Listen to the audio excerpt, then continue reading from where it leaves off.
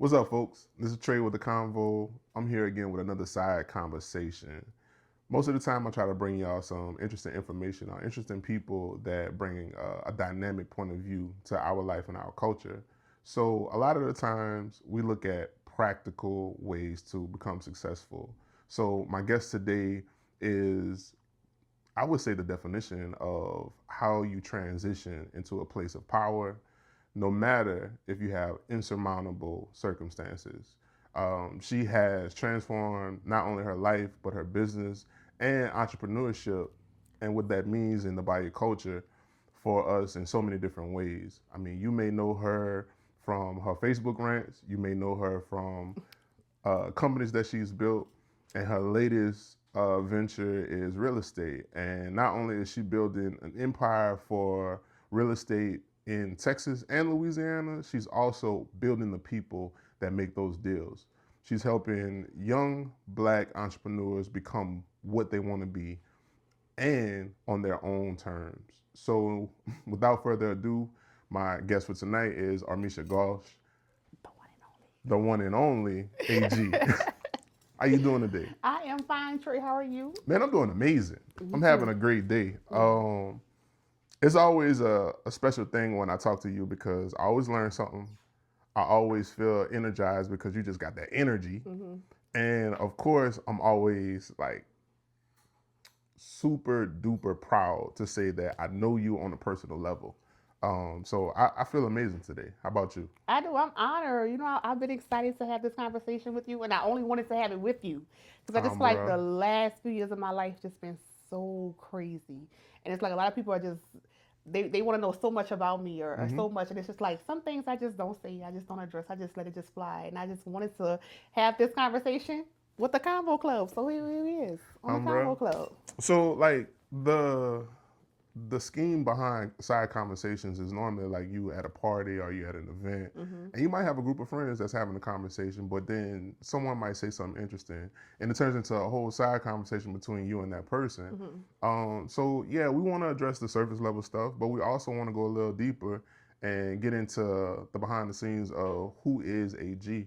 So even before we get there, I want to know how you got to this point. What are some things in your life that defined, you know what, I'm going to make a transition. I'm going to pivot. I'm going to do this, that, and the other. So how did you get to this point? I can say this that marrying Camille was the most pivotal thing I could have ever done in my life Hmm. because it's so crazy when you think, oh, a man, this man made me a woman, or you hear it sometimes Yeah. when you're thinking about people and their husbands or something, or this man made me a woman, or he raised me, or something like that. But it just never was that, right? I met him. I was young. I wasn't this person. I can say it. Like, I just wasn't this person. I was young. I was timid. I always played the back. I just was always just Hmm. like to myself, right? And no matter, I don't know what it was that he seen in me. And this is why it's so important to align yourself with certain people that see something in you that you don't see in yourself. That's a fact. Like, I don't know what it was that he seen in me, but he just made me feel that there was nothing that I could not do. Like, the confidence that he gave me within our relationship, within our marriage, it's like, this is how I got here. I cannot even explain it, and it's just like it's why I keep my. It's why I still stick to Armeisha Gosh. It's Hmm. why I go so hard for the Gosh because who I am is who he made me, That's and it's not fire. even saying it in a sense that because he was older, but he just wasn't that type of older guy. It was just like I see something in you, and sometimes he would say, "You're the smartest person I know," and I'm like, "Well, who the hell do you know, Kami? If I'm the smartest person, because I don't think I'm the smartest person in the world." But it was just the way that he poured into me and affirmed me and just loved on me and just built me up to this person. I think marrying that man was just like the most pivotal point in my life, for real. I kind of agree with that because knowing Kami for a number of years, like it was just a certain level of wisdom that came from being Mm-hmm. around him, and it was certain conversations that we would have, and it's like I don't hear nobody talking like this. Mm-hmm. No matter what I had going on, whether it be photography, my interest in music, like he was always a person that saw beyond just what you put on the table. Mm-hmm. And I always admired him for that, the way that he looked at life. And being that he was older than me, I was like, that's the type of person that I can see myself like that's the things that I want to model my life after. The way he approached not only our relationship but being a father. It just was. It was always refreshing to talk to him. So when you say marrying him was like such a pivotal thing in your life, I can see how his cup was full and it kind of filled your cup as well. Absolutely. So like one thing I do remember like as seeing you get into this role of business owner was like when y'all started Amazing Cajun Pickles. I think Kami had a great product, but you was definitely a strategist the way you approached it. So how did that come about? I don't know. So I can always, now I can say this too, like from just a little girl, like I always just, it sounds cliche because everybody always say it, right? I always just felt something is in me. I always just felt this, but from a little girl, I just always felt that I was just called to do so much more. Like I always just felt that there was something, like even I tell people I manifested my entire life because I used to be a little girl and I used to see the mail carrier pass by every single day. I'm like, man, I'm gonna be a mail carrier. Guess what? I was a mail carrier. You know, it's like I manifested like so much in my life. And it's like I've always knew I was just called to do so much more. So Amazing Cajun Pickles, it wasn't really like the first business that I've actually like tried to jump into. I always knew I never wanted to be an employee. I have never an employee. There has never been a job that I went to. I'm like, you know what? I'm gonna retire from here. Like I'm gonna put in like 10, 15 years. I'm gonna retire from here. I make so much money. I've never felt that. It was always like I'm working here. I'm gonna pay my bills. I'm gonna do this, but I gotta get the hell up out of here.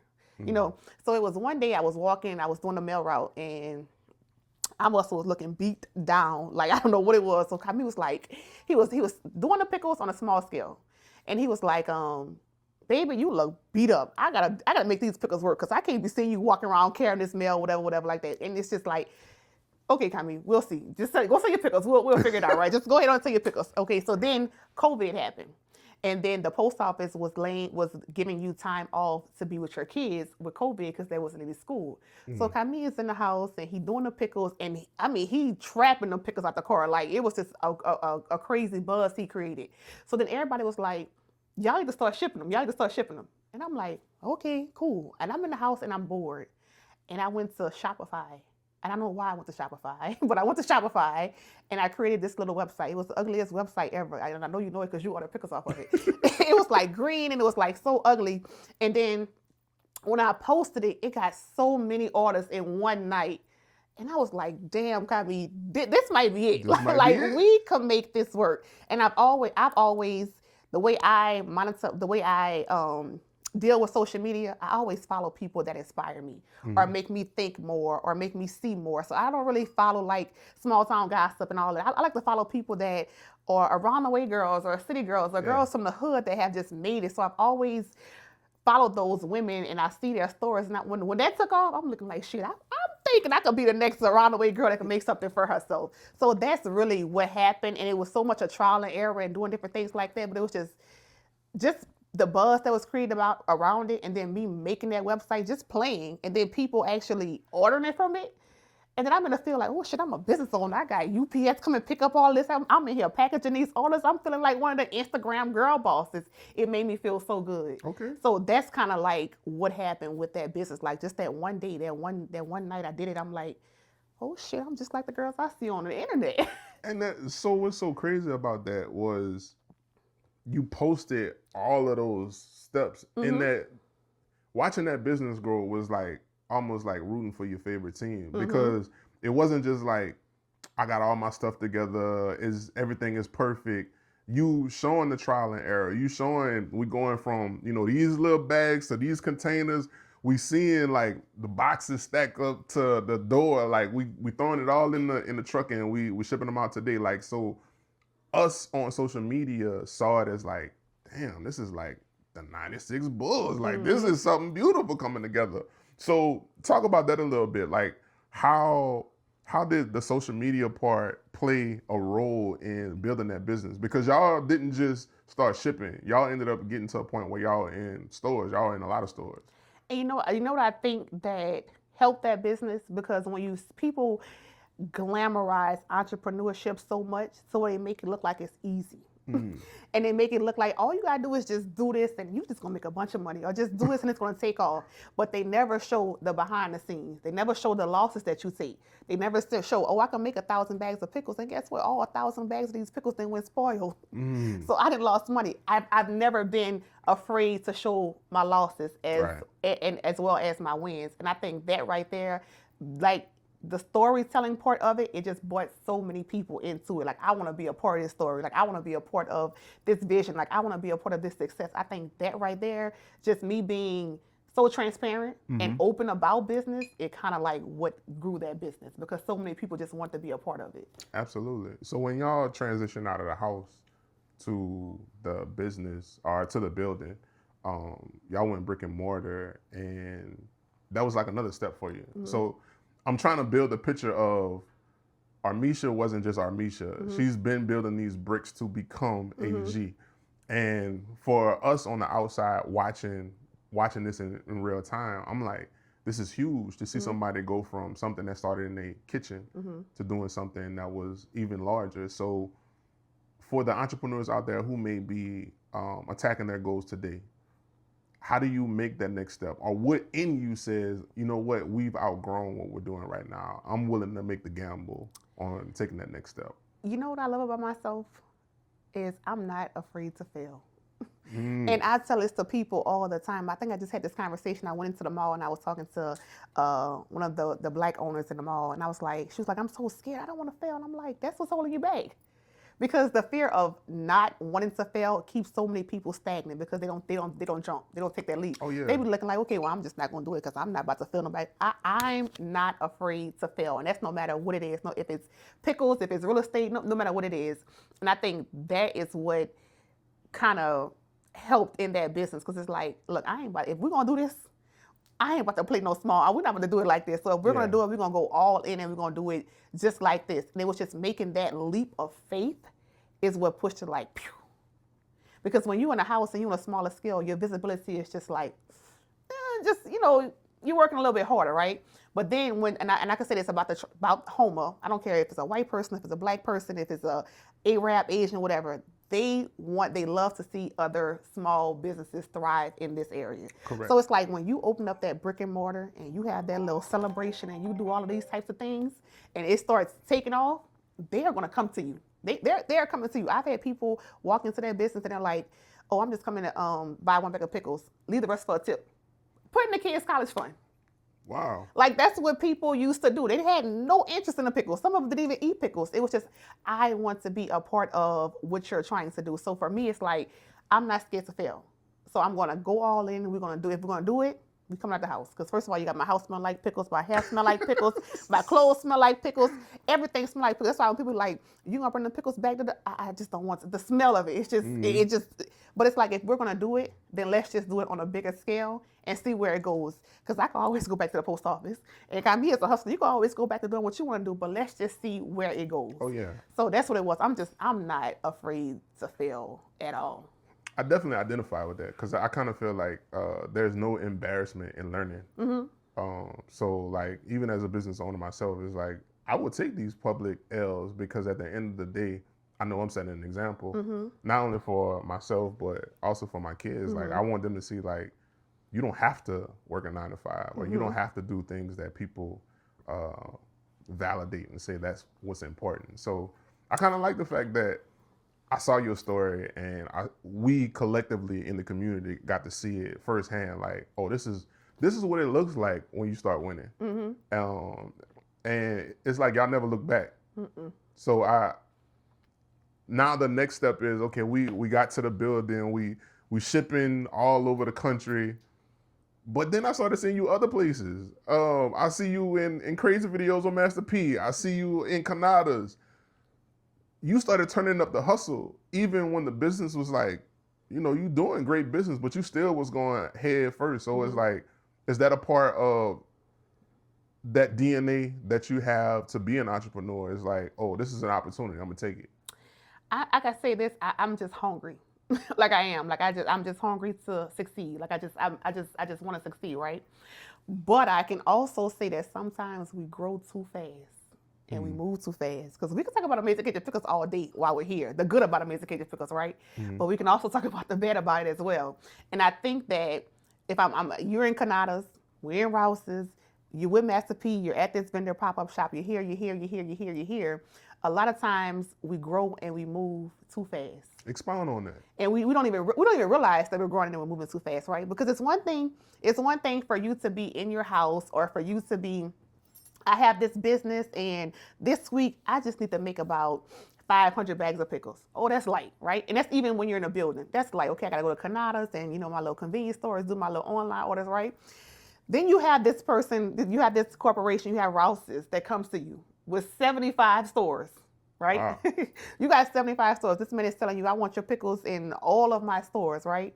And it's so exciting to you. You start putting the numbers in. Oh, I'm about to make $1 million right here. Then I got to sell this many amount of bags of pickles, this, that. But if you do not have a solid foundation for growth, if there's no business structure, sometimes growth is just not, it's just not good. It's just not the best. And I think that I never talked about the bad. Well, I did, but just not in a sense on this scale. Going into Rouse's was the absolute worst thing. Was it because of the lack of infrastructure? The lack of infrastructure, the lack of, it's so hard for you to go from an employee. We don't talk about it enough. When you go from an employee to an employer, now you're responsible for so much of different things. It's just growth. Sometimes we always looking for that one big thing to take us to the next level, and we don't even be ready for it. We really don't. It's like right now, you could think, I'm about to start selling some candles, right? So I'm in my house making candles, and I got 100 things of candles, right? And then one influencer posts about my candles. Now I got 1,000 orders of candles. What the hell the candles at? Sometimes we do be looking for that one big thing to take us to the next level, but we don't even really be ready for it. I think I'm at that point right now. It's like having to take a step back to not only look at the business plan, but the strategy for where do I fit into this as the business owner. So I feel like there's so much more you could say about that, because I've gone to like classes with you where you talk about starting businesses, maintaining businesses, and that never crossed my mind. Like, what if I become too successful too soon? Too fast. Yeah. It's like you're working so hard, and you don't want to let this person down. You got so many people depending on you, right? You got your employees depending on you. You got your stores depending on you. You got everybody rooting for you because everybody's cheering you on. Right. Like the whole community is just cheering you on and rooting for you. And it's like, you in there looking like, what in the hell am I supposed to be doing with this? Like, what the hell? What did I sign up for? What did I sign up for? But it's like, I'm not afraid to fail, but I also don't like to let people down either. Right. So it's like, at some point, you just got to step back and be like, you know what? This is a season of my life. I enjoyed it. I had fun. I learned so much in this season, but it's just not for me. That's what's up. And that it's just, it grew too fast. I feel like that takes a pretty wise person to understand the difference. Yeah, it grew too fast to where it was too much for me. It just grew too fast. It did. It grew too fast, and I'm not embarrassed to say it. It just grew too fast. It grew too fast to where I could not handle it. Nah, I mean, I think about like musicians and stuff. They blow up overnight and they're put in the positions where it's almost like you're not even on earth anymore. Right. You have so many moving pieces and this machine around you. And I can see those parallels when you talk about the business. So you get to a place where it's almost like the plane is becoming a little shaky. There's a lot of turbulence going on. When you make that decision, how do you pivot out of that? What happens to say, okay, well, we're going to move on, or we're going to do something else? So the decision wasn't even hard, to be honest, because it was like in July of, 2021? July of 2021, I was like, y'all, look, I just have to get my mental together. Like, I just want to take a step back. I had a meeting with my employees. I'm like, I just want to take a step back, and I want to just go back to the drawing board, right? But then August of 2021, Hurricane Ida happened. The biggest blessing in disguise. Hurricane Ida happened. Let me say why it was the biggest blessing in disguise. Hurricane Ida happened, and then we evacuated to Houston. So when we evacuated to Houston, I was like, everybody in here is in a frenzy because the hurricane is happening, so stuff is closed and stuff. I'm looking like, we in Houston, we on a little vacation on the cool, right? Houston opened my eyes to so much. I have never seen so many successful Black people in one space. So I'm out there and we just riding around, we're going places, and I'm looking like, Kami, I just don't think I want to go back to home. I'm like, I think I want to come to Houston and just do something in Houston. Now, the original plan was to move Amazing Cajun Pickles to Houston. Because if you could do it in Houma, you could do it in a big city like that on that scale, right? So the original plan was, okay, well, we're just not going to go back to Houma. We're just going to close Amazing Cajun Pickles down there, go back to the drawing board, figure everything out, just take it step by step. We ain't got to go super big. Just take it step by step, right? Right. So then that was in August of 2021. And then by September, Kami got sick. That's when he found out that he was like chronically ill. He went to the hospital. Like it was a bad. I think he was in the hospital for like 2 months. So I was like, what the hell am I supposed to be doing? Because I moved to Houston with my husband, with my family to build a life in Houston, right? So I'm looking like I just got so much of downtime. I know I'm not going to go in my kitchen and make no pickles. I'm just not going to do it. So what am I supposed to be doing? And then that's kind of where like I use my time to get into real estate. I just used my time to get into real estate. And that's because I was talking to Charity. Me and Charity were cool when I got to Houston. And I was talking to her and I was consulting her. And I was like, you know what? Maybe I want to get into real estate. So we're going to pause and I'm going to tell you this true story. I think I was like 9 years old and I told my mom, I was like, I seen, it was some type of TV show. At one point, all the white people was selling real estate on TV shows, right? So I maybe like 9 years old. I told my mom, I was like, man, I'm going to sell real estate. I'm going to be a realtor when I grow up. And she was like, Armeisha, you cannot be a realtor because you don't even talk to people enough. And me and her always have that conversation. She told me that you cannot be a realtor because you don't talk enough. Me and her always, because I'm looking like you put that seed in my head when I was so young. And it was just like, to me, it was like, I could just never be a realtor. I'm going to just go to a job, do this, do that, do that. Now I talk to her, I'm like, you know what? You told it to me. Now look at me. Now everybody want to talk to me now. Now all I do is run my damn mouth. Now all I do is just talk all the damn time right now, right? So when I was in Houston, it kind of came back to me like, I always wanted to be into real estate. So Kami was in the hospital. He was really sick. So I signed up for the course to do real estate. And then I got my license for real estate. Once I got my license for real estate, I'm hungry. I'm a hustler. I'm like, I don't really want to sell no $100,000 house. I could do it in Louisiana. I'm seeing these Black people, they're successful, they're wealthy. I'm seeing how they living. I'm seeing what they driving. I'm seeing how they shopping. I'm about to go all in.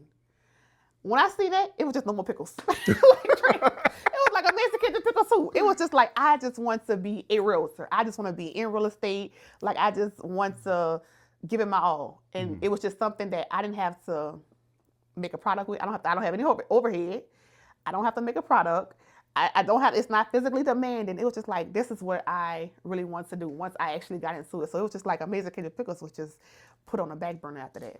So it's almost like one door open even before you needed to close the other door. Yes. It was like Ida was a blessing in disguise for me because it pushed me into something. It pushed me into, I could say like another dimension. Because I always tell people when I went to Houston, like when I was here, I'm like, man, I'm going to give me a Range Rover. I'm going to build me a house on 311. I'm going to do this. I'm going to do that, right? Then I get to Houston, it's like, a Range Rover is a common car. Everybody got a Range Rover. Right. Like you're not even thinking big enough at this point, So it's like Ida was really like a blessing in disguise for me because it just opened my mind to just so much different things. And almost like from the outside looking in, I don't know because we never talked about that, but it almost seemed like God was telling you, hey, I need you to focus on your dreams. Because Amazing Cajun. It was Kami's dream. Right. And people don't, that was something, I was just brains. Like I love business. I love branding. I love marketing. I love content. I like to do things like that, right? But that was Kami's vision. That was something that he wanted to do. It wasn't me. It just paid the bills. But it just wasn't something that I was passionate about. It was something that I enjoyed. It was none of that. So the reason I bring that up is because, like, once again, when I talk to people about practical success, I'm saying that a lot of people are working on someone else's dream right now, but you got the tools to work on your own dream, but you have those same seeds that were planted in your head saying that, you can't do it or you're not financially stable. So many excuses on why you can't work on your own dream. Sometimes when those doors open, you're presented with an opportunity that actually helps you.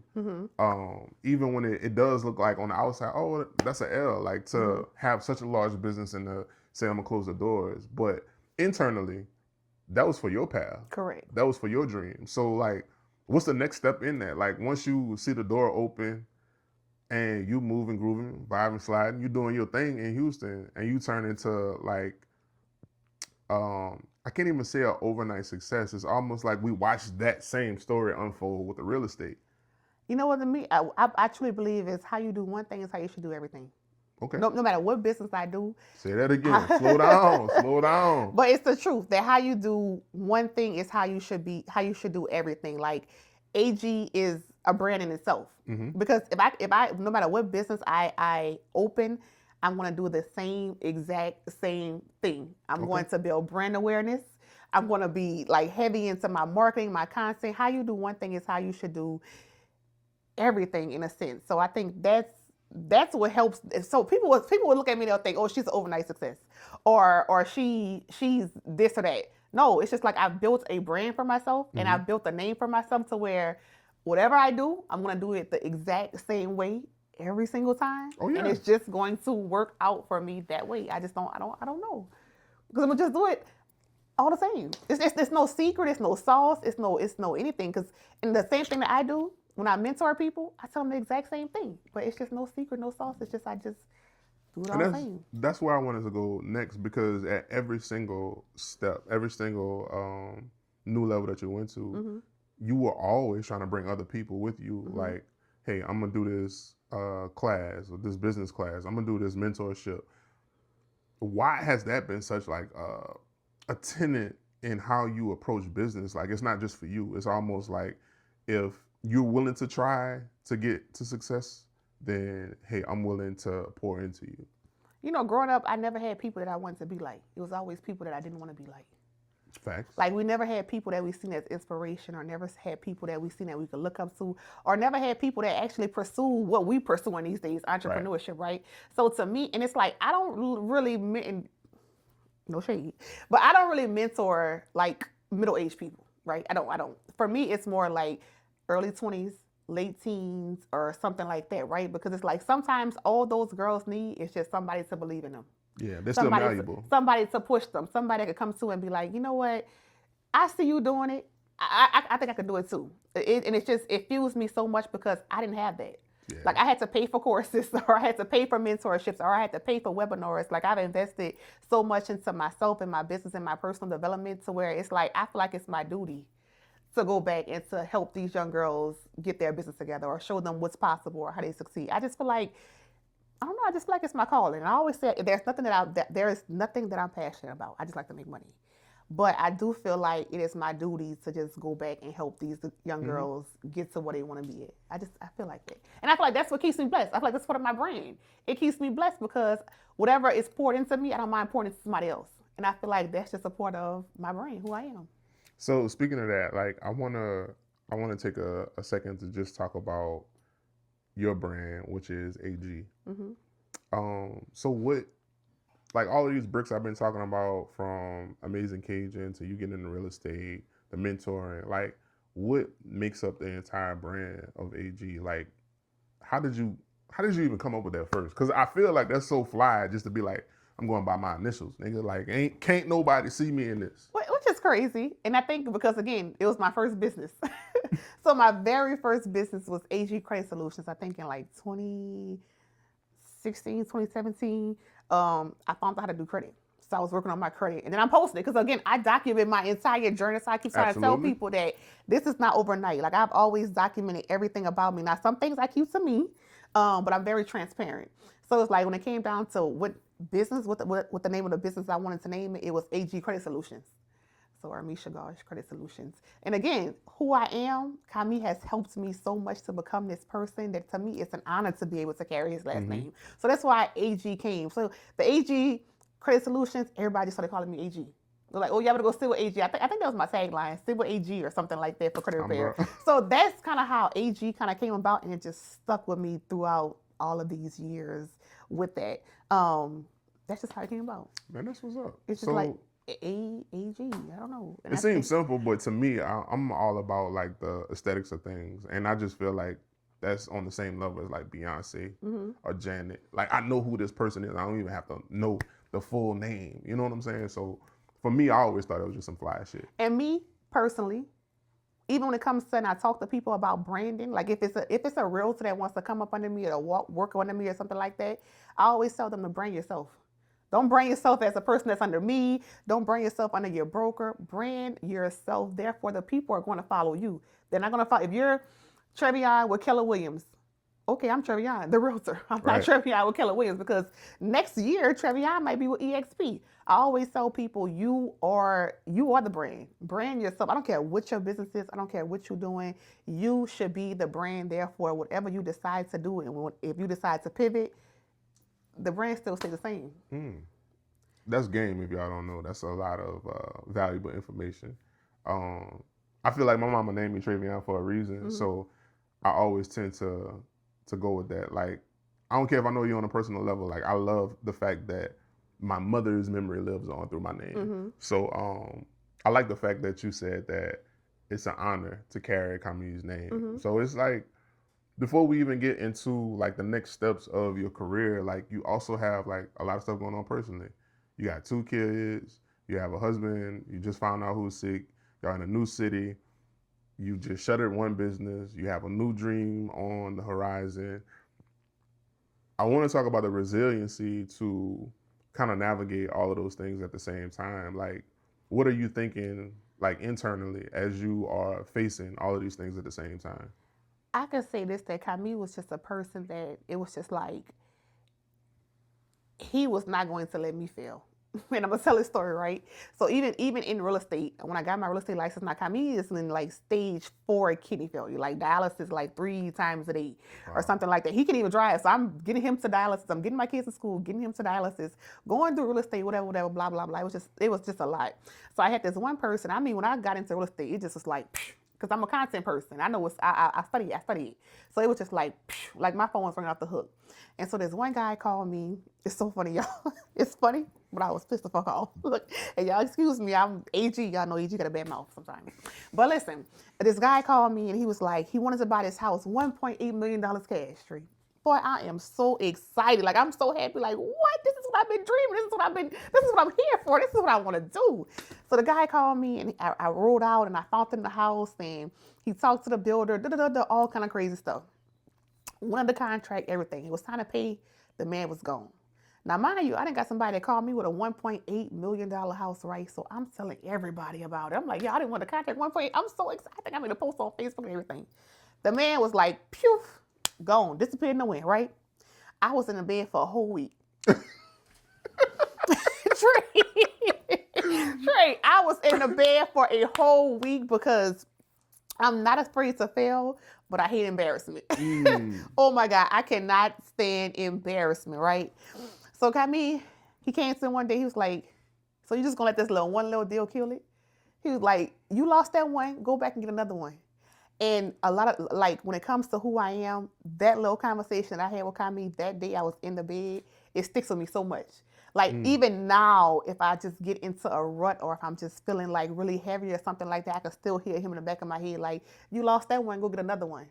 Damn. And it's like, had he not told that to me, and I had not just felt like, you know what, he right. Like, he just said more stuff. I'm like, you know what, he right. I'm going to go get another one.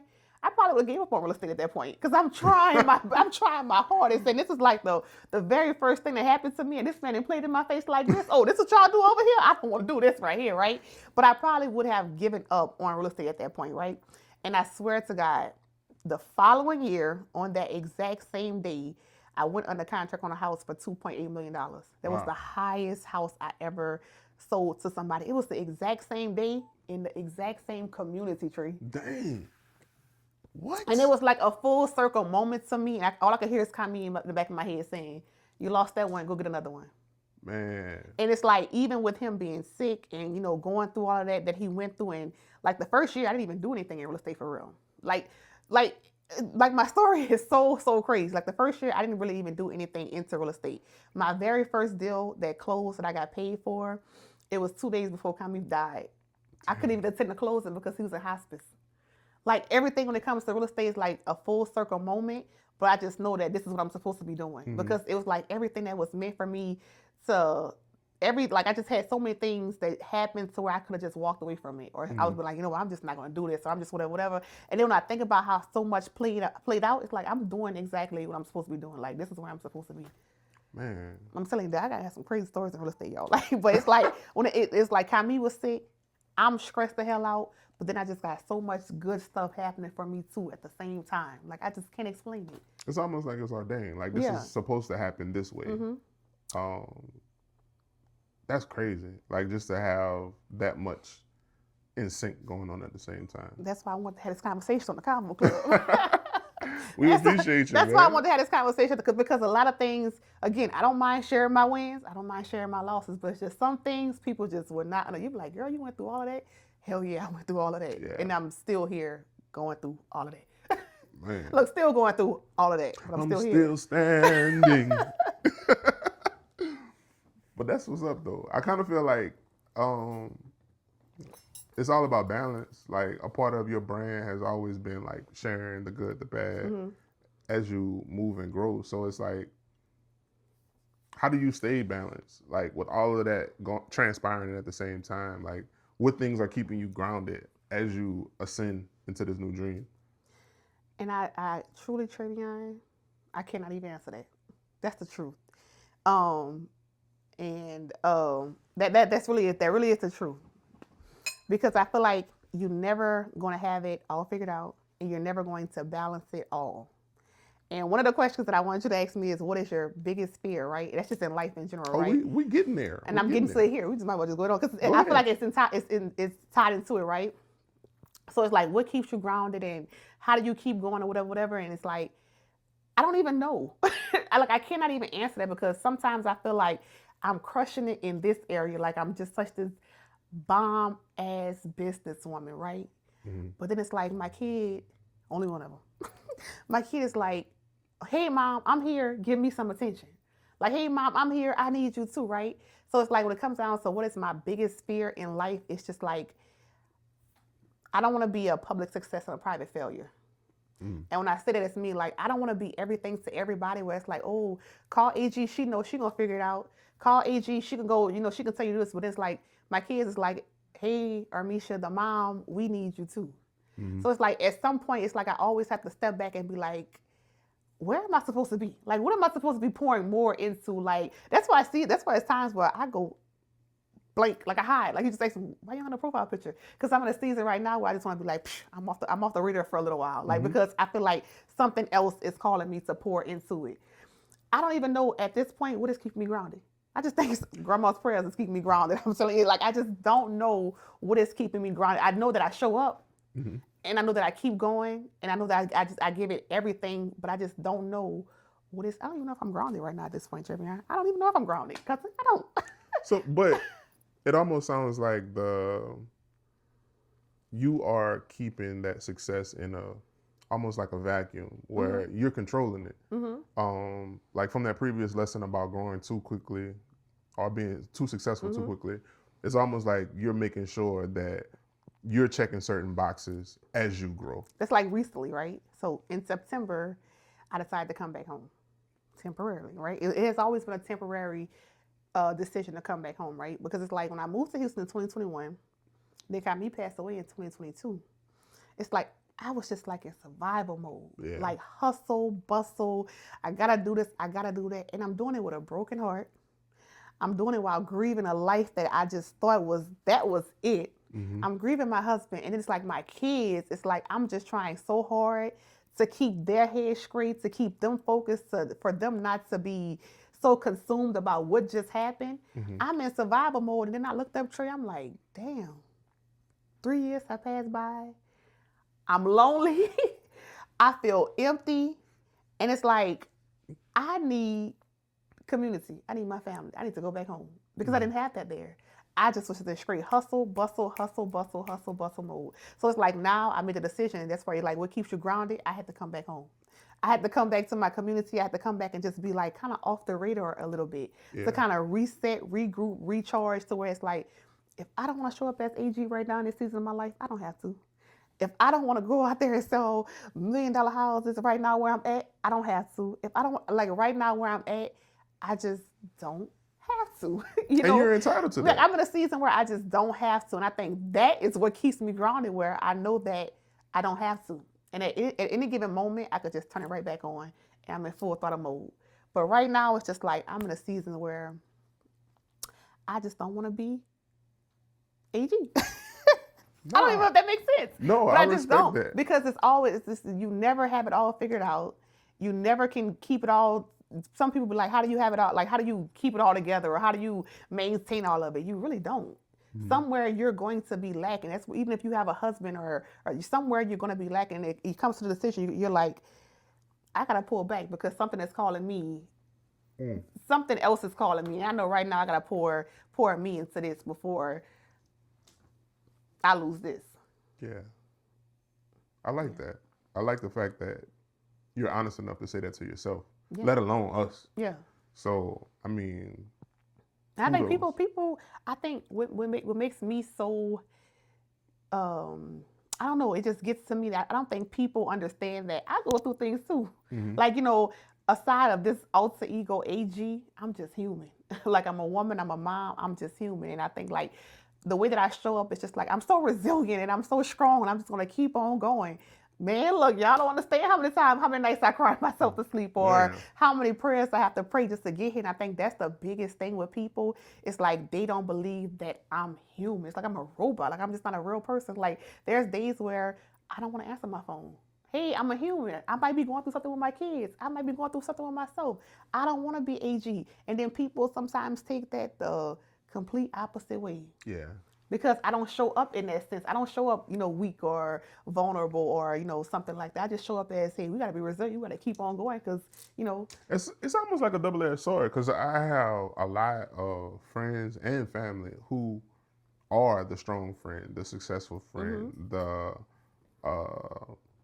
parent of the gang, the person who just knows all the answers. So when people kind of put you on that pedestal, they never expect you to be the person that needs someone to a shoulder to cry on, who needs someone to vent to, who needs someone like, hey, I just need to get it off. Right. I just need to get my shit off today. And I find that successful people have to create a buffer between that superhero that the people think they are and the human that they are beneath all of that, the surface level. And I think that's it with me with people. It's like I've been superwoman for so long. I'm in a season. I just want to take the cape off. Not forever, just for a little while. Just let me take the cape off just for a little while. Oh yeah, but what you're saying is like, not only do you have those necessary tools, but you have the wherewithal to know when and where to turn it on. So it's almost like discernment is a bigger skill set than being an entrepreneur. Correct. Because you know where to put that energy and at one time. So it's like, okay, we in Houston, we're making this decision to move back to Houma. Like, speak a little bit about the process of grieving someone so close and so valuable to you.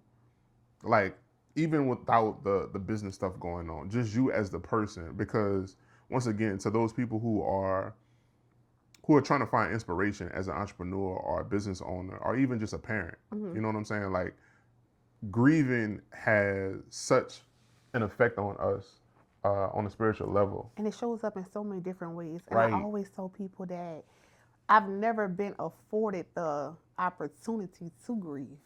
I've never been afforded the opportunity to be depressed. It was so, okay, well, you've lost your husband, who was truly like my backbone. Like, me and Camille did everything together, right? It's like you lost that, so what do you do now? So it's like some people are looking for you, like looking at you like, oh, that's gonna be the one right there to take out. That's gonna take out. She about to just, she's just going into a little dark space, right? But then you got some people looking at you like, yeah, you gotta pull it together. You gotta do this. You gotta do that. You gotta do that. So it's like, which way do you go? Do you go to that dark space, or do you go into the light where everybody want to see you and everybody want to show up? I chose to go into the light. So I'm going into the light. I've never had the opportunity to actually grieve and process exactly what the hell I got going on, because I always want to go into the light. I always want to show people that no matter what you're going through in life, you can still bounce back from it. Just keep going, right? But that is, to me, is so sabotage. Because once I went home and I turned that damn door and I locked that door and I closed it, I was still hurting. Mm. I still felt empty. Like I could feel my chest just like caving in, right? But I was never ever able to show that side of me. I've never been able to grieve. I couldn't show it to my kids, like because I got 2 boys, I got kids, right? And it's like they lost their father. I can go get married. I can go find another husband, right? Mm. They lost their dad, so it's like them. I feel like if they was to see me crack, and if they was to see me there, it would have kind of made them feel, like maybe that's what maybe we should be crying in here all day, or we should just be depressed. I just never wanted that for them, Right. so I've never been able to actually grieve and be depressed until now. I'm able to grieve now. Now I'm like, it's been almost 4 years, and now I'm finally able to process that I was lonely as hell. I was heartbroken. I was in survival mode. I was this, I was that. Now I'm able to be like, what I went through was hard. Yeah. It was heartbreaking, and I just never was able to feel it. It's like somebody that I built an entire life with. Like you could never tell me, like in 2021, that right now in 2026 I would be single with these 2 kids. Like you couldn't have told me that, because everything was about Armeisha, the kids, and got me. It was just that's just who we are. So it's like right now I'm actually grieving that life, and I'm like not closing a chapter on it, but it's more like I know I have to move forward from it. Yeah. So I have to kind of like let it go to get to where I want to be. Nah, that's amazing in itself, because a lot of us end up in almost like a spiral. Mm-hmm. We grieve it, we go through it, we move on, but we ain't really grieve it all the way. Correct. So we end up just going through that cycle of doing it over and over, and we never get to the next step or Mm-hmm. the next page. So just learning so much about not only about how you approach business, but just approaching life. Like it just seems like you have enough wherewithal to give yourself grace and pull back when I need to pull back. Because Yeah. I tell people all the time, see, my mind is worth millions, and I'm just not about to lose that tree. It's worth millions. So when I feel I need like, that on the shirt. look, when I feel like this is too much for me, I can pull back from it. But when I feel like this is about to, I just pull back from so much because I feel like my mind is worth millions, and I just cannot lose it. I just cannot. So if I have to pull back, if I gotta take a L, if I gotta fail, if I gotta do it, I don't mind doing that because I cannot lose this. Man. That's all I got. For real, like this is all. And as long as I got this, and as long as I stay in a like keep my mental sane, I can just bounce back from anything. But I just cannot lose this. That's all I got. And it's almost like you went through so many different things so in such a fast pace. It's like, even when you think about the span of time when you are grieving, like right now you're going through that process of just like kind of closing the book on it. It's almost like everything was at an accelerated pace for you. So now that you are slowing down, do you have to get used to that? Like how does one go from such a fast paced life where hustle and bustle every day, and now it's kind of like, I'm taking my time with myself? I do want to get used to it. I don't want to be in survival mode anymore.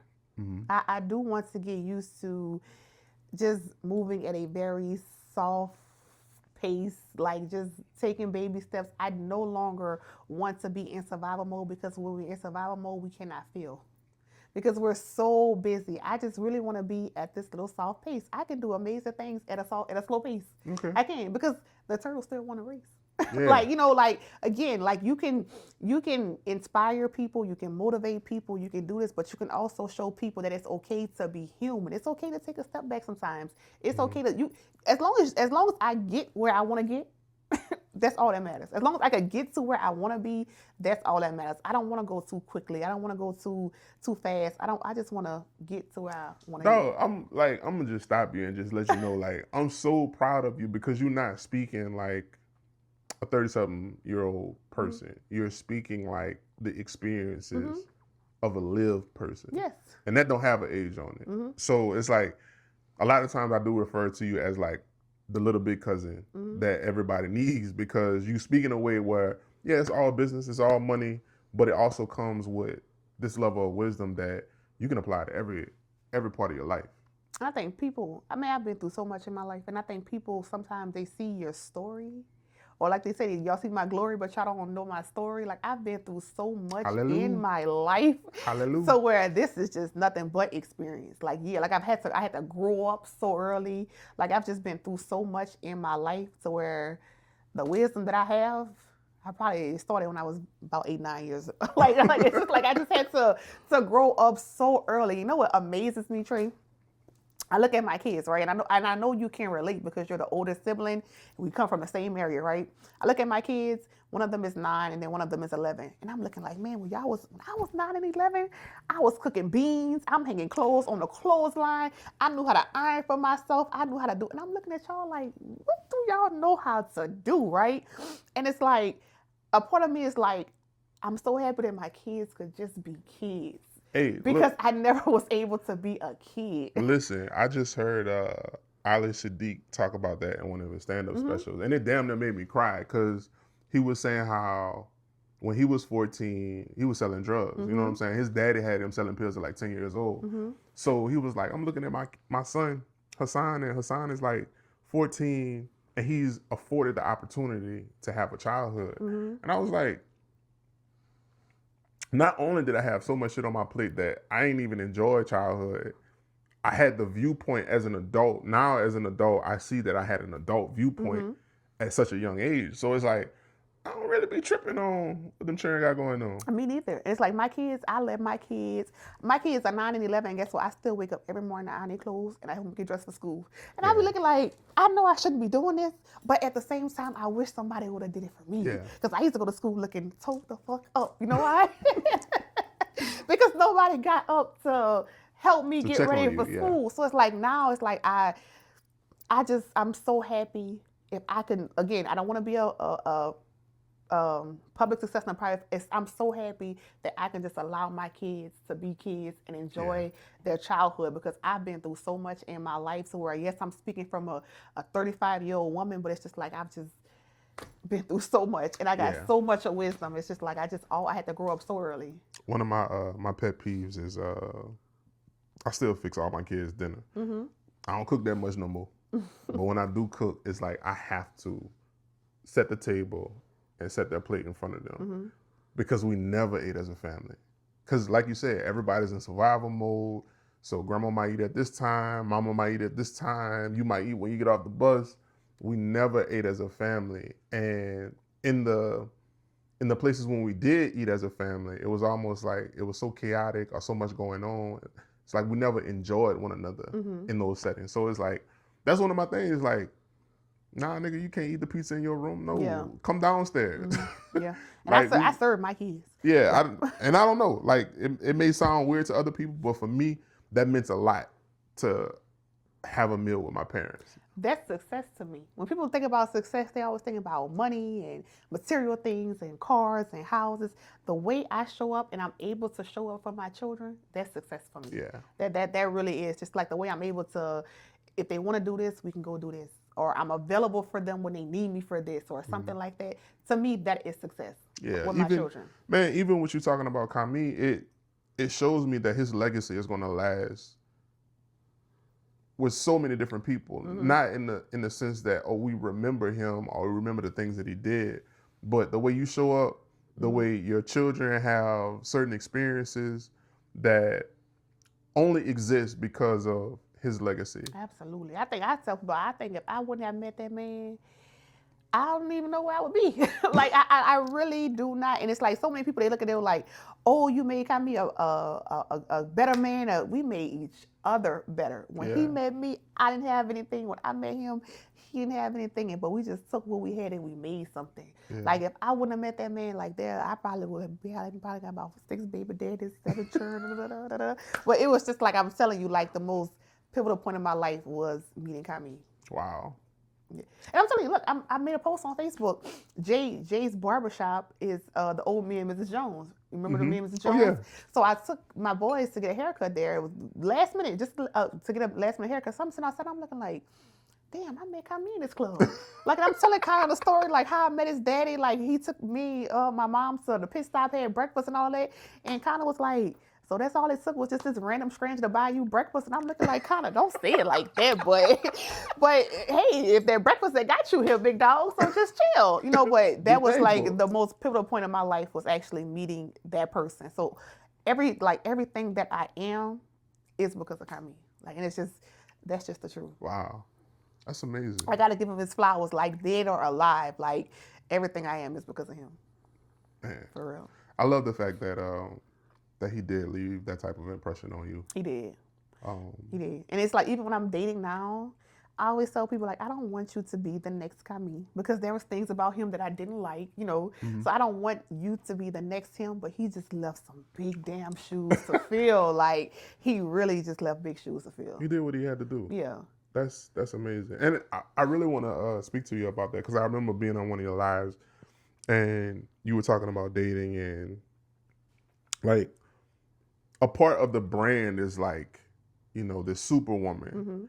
And now that you're stepping away from being that all the time, Mm-hmm. not to say you can't be that because you still is that Mm-hmm. every day of the week, but being that you are stepping away from it like full time and you are transitioning into a place where you can like slow down, Mm-hmm. feel things, experience things. Like talk about the experience of being a widow dating in this scene, like in 2026. I'm telling you, let me tell you something. I've never dated. I am 35 years old, and this is the most I've ever dated my entire life. Because I had a high school sweetheart that I met at like 19 or something, or 17, well, 17, 18, 19, right? So that was like my very first boyfriend. Mm-hmm. And then my second boyfriend was Kami. So Oh, wow. Kami was the first man that I've ever lived with, like I've ever done everything with, right? So I've never dated him. Like we got that was like that old school. We got together, we linked up, and it was just no turning back. Got me that pork chop and them grits, and it was just that. Like we just never looked back up until the day that he passed away. That's the truth. We've been locked in ever since, and I've never dated. And it's like now. I'm like, this what y'all been dealing with? Like, is this what you have to do? It's like, it's just so hard because again, I just don't want the next person to be Kami. But it's like the way that this man loved me and affirmed me and poured into me and treated me, I would be doing myself and my kids a disservice to accept anything other than that. So he gave you a proper standard. Yes. So it really is hard for me to date, and I be looking like yuck so fast. Like I'm like, is that how y'all think? Is that how y'all move? Like it's just like, and then you know what? The craziest thing about it with dating is just like everything is so transactional. Absolutely. Everything is so transactional, and it's just like nobody is looking for anything long term. Like if that makes sense. Like when I date, I'm trying to find me a husband. I'm ready to build another empire. Like I'm ready to build some stuff, right? But it's like now everything is so short term. Like let me just go here and see what I can get out of this little situation, shit, blah, blah, blah, da, da, da, and then okay, I'm on to the next one. I'm on to the next thing. I don't care if your feelings are about like it's just like it's so hard for me to date in this season of my life. Oh yeah. Like I'm getting my little back broken going about my business. But it's just like so hard for me to actually date someone in this season of my life because I feel like I'm just like a 90s lover girl. Like Yeah. I enjoy cooking. Like I enjoy doing all things homey. And I can still go out there and hustle and make my money and do all this so you don't have to carry everything by yourself. But it's like, is that really what people around here looking for? I think the standards have changed because I feel that because you had like a solid, stable example of what this looks like, you're not accustomed to how shallow this pool is. Yes, yes, it is horrible. And then when it came, like Kami, it was just like the little things that just, like I'm not like this much. First of all, I'm not one of these people that believe in gender wars and men versus women and 50-50, whatever. I don't give a damn if it's 80-20, 50-50, 70-30. As long as these bills getting paid, the house taken care of, whatever, I'm just whatever. I'm going to play my role or my position, right? But it's like me, I'm just a person that I make my own money. I take care of myself. I'm all about how you make me feel, the small things. When small things, if Kami was to go to the store, he going to come back in the house and he be like, hey, baby, I bought you a bag of M&Ms. I love peanut M&M tray. So to me, that was just like the most like, oh, you thought about me. You went to the store for yourself, but then you thought about me. On Fridays, I'm gonna stop at Ross's and just get you some flowers just because. It don't have to be whatever. I'm all about how a person actually makes me feel as opposed to what they could do for me because Right. I'm going to do everything that I have to do for myself. Now, granted, you have to come over here and add to it, but I'm gonna do everything for myself. I'm all about how you make me feel. And I think this generation is so transactional. It's not Yeah. about how you make me feel or how I can make you feel. It's about what you could do for me and what I can do for you. At the end of the day, that's a lot of So I a lot of choose. the relationship. So Regardless if we talking about like romantic, platonic, whatever, yes. a lot of it is So for me, it's transactional. just more like I'm gonna just have my little fun, With a little cold water. get my little baby brew, drink my little cold water, and whatever happens, I know that there is a chapter 2 for me. I can't take that to say, but I know that there's a chapter 2 for me.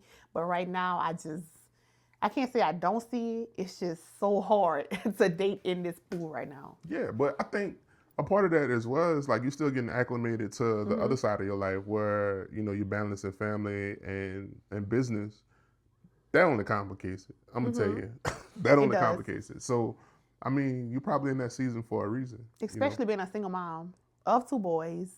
It's like I'm raised different. Like everything I do is around them. So it's like, I don't know. It's just, it really is hard. I don't know. And at one time, Trey, I wanted that so bad. It was like because I don't know if I just became so codependent on the family structure and so codependent on having kind of me there. Like I didn't date for a whole entire year. And I went to my boys, I had a conversation. I'm like, y'all, look, I think I'm gonna start dating. How do y'all feel about it? And I got there okay. And I was just dating to marry. Like I'm just dating to find a husband. Like I'm all in. Like I'm just dating. Like you ain't my husband. You ain't trying to get married. Like I'm just dating to get married. And I had to take a step back. Like, nah, this ain't how it's supposed to be going. Like this ain't really how it's supposed to be going. But I've taken a step back and be like, you know what? Whatever happens, it happens. But I'm just a 90s girl in this era, and I don't know. I know God got a chapter 2 out there for me, so I'm not gonna lose hope. Absolutely. But Right now, you dating just, as a widow is really is hard because we don't know how to be daters. We know how to be wives. yeah. That's just like somebody in a long-term relationship. You don't know how to be a dater. You know how to be a girlfriend or a boyfriend. You know that structure of the family of being that. So it's really hard to be like, oh, what your favorite color is. Babe, I'm trying to see what you want to eat before the day's over with, right? So Right. I think that's the biggest part for me. It's just like, again, taking that step back from where I'm at, taking that step back and it's like, you're not a wife anymore. Like, so everybody that you date is not going to be your husband because you're not a wife anymore. So just be a little friend or a little, Is that a part of the grieving process too? Like it's a part of the separating grieving yourself? process of grieving the life that I had and I just was holding on so much to. It's a part of the grieving part that I'm not a wife anymore. Yeah. So the people that you meet, they're not your husband. So you ain't got to do all of that you think you got to do because they're not your husband. That's interesting. Yeah. I never think about it like that. Like not just the role, but everything that comes along with the role. You know what I'm saying? Like certain things that you accept or certain things that I don't even have to tell you about the boundary because my person knew this boundary existed. Correct. So that's hard too. Correct. Or I don't have to tell you that this is what I like because my person knew what I like. You thinking I want you going to buy me some shoes or I want a bag or something. Baby, I probably just want you to wash the dishes and help the kids with the homework. That's going to make me, lighten my load up a little bit. Just wash the car. Yeah, go fill me up and put a little something in there, put a little change in the glove compartment, So it really is different because I've had to program my mind and program it that I'm not a wife anymore. So when you're dating, you need to understand that these people are not your husband. Just sit with that. Just sit with that. Yeah, we ain't gotta do no wife things to people that not a husband. So, like, what's the next step? Like, of figuring this thing out for you? Because, like you said, you have these knobs that you could turn on and off. You are now being more present as a mother. You're still in that process of grieving, but you're also trying to balance that with dating. Man, that's a lot of things on the stove at one time. It really is.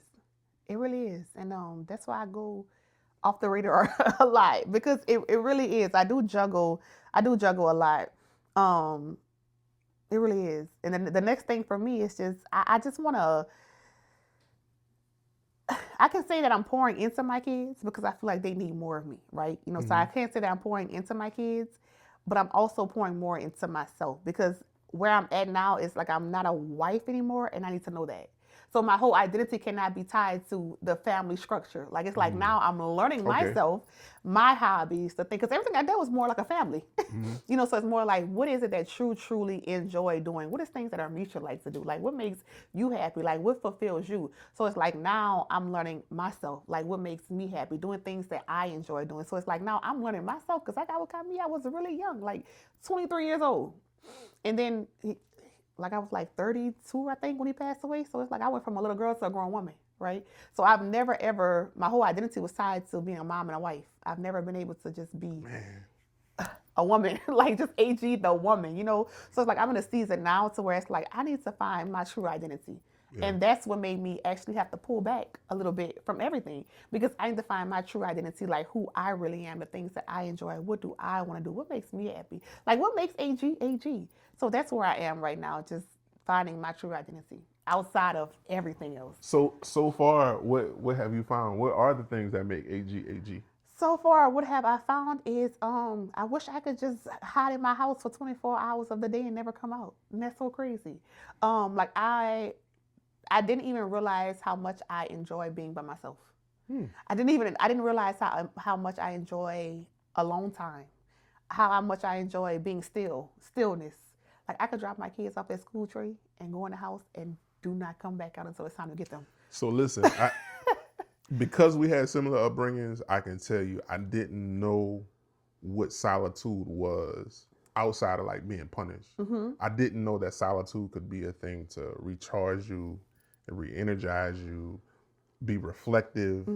So like as an adult, like I'm really figuring out like, yeah, I do like to be out and about, but man, I love a good Saturday or Sunday morning when I could just chill. You know, have a little glass of wine by myself, make myself brunch, put some music on, and just cool out. Like that to me, boy, that's that's living. And I enjoy being at my house, listening to my music, cooking, cleaning in my kitchen, just doing my own little thing. It was like a time I just felt like if I felt that I wasn't doing anything, I wasn't productive. Facts. Why do we do that? Because we grew up in survival mode for so long. Like and people always telling you that like your success is tied to what you're doing, and like productivity is, I think it really screwed us over. But even if you at home and you chilling in your room and your mama come and open the door, what you doing in here? It almost feel like, damn, I'm doing something wrong because I'm resting. My grandmother used to, it's 7 o'clock in the morning, we all in the front room, knocked out, sleep palace everywhere. She gonna bust the door wide open. Pew, the sun come in there, everybody get up. Like, why? What is it that you need from us to do this time of morning, right? So it's like I was at a point to where I felt like everything had to be done. But now it's like I walk in my house, wash my clothes, put them in a basket. If I don't feel like folding them up, I'm not folding them up. I'm just going on my business. Because it's like now I feel like I really enjoy stillness. So just a few months ago, I had my friends, right? Because my friends, they just do not let me be mediocre. Like for real. They just, and I'm so grateful for them. So they are reaching out to me like, what's going on with AG? Where is AG at? You making all these little funny videos on Facebook and where is AG? Where is AG? I need AG back. And I'm looking like, y'all do not even understand the season of my life right now. I don't want to be AG.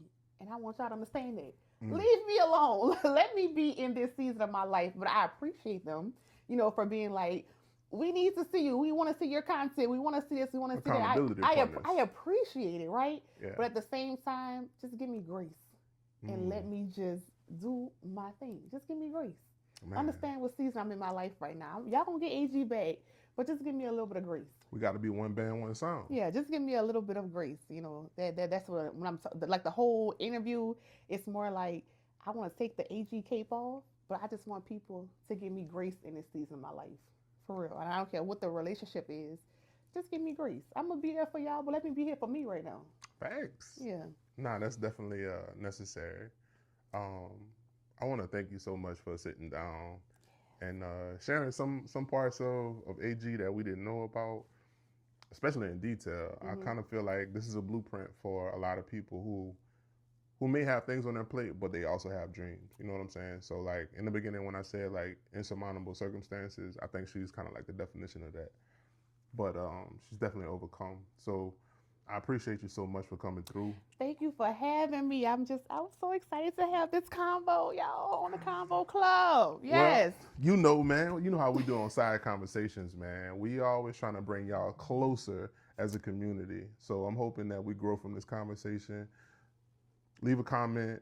Let us know if you're feeling this. Let me know who else I should be interviewing. And if you're not, please follow the Convo Club, Facebook, Instagram, YouTube, wherever you might see this at. Love y'all. Peace out. And follow AG Superstar Famous, Armeisha Guache, the realtor. Make sure it's that page. Man, if you're not from Humble, you probably wouldn't catch that reference. Make sure it's that page. Make sure it's that page. And bless the bag. Bless the bag. All right, y'all. We're going to holler at y'all.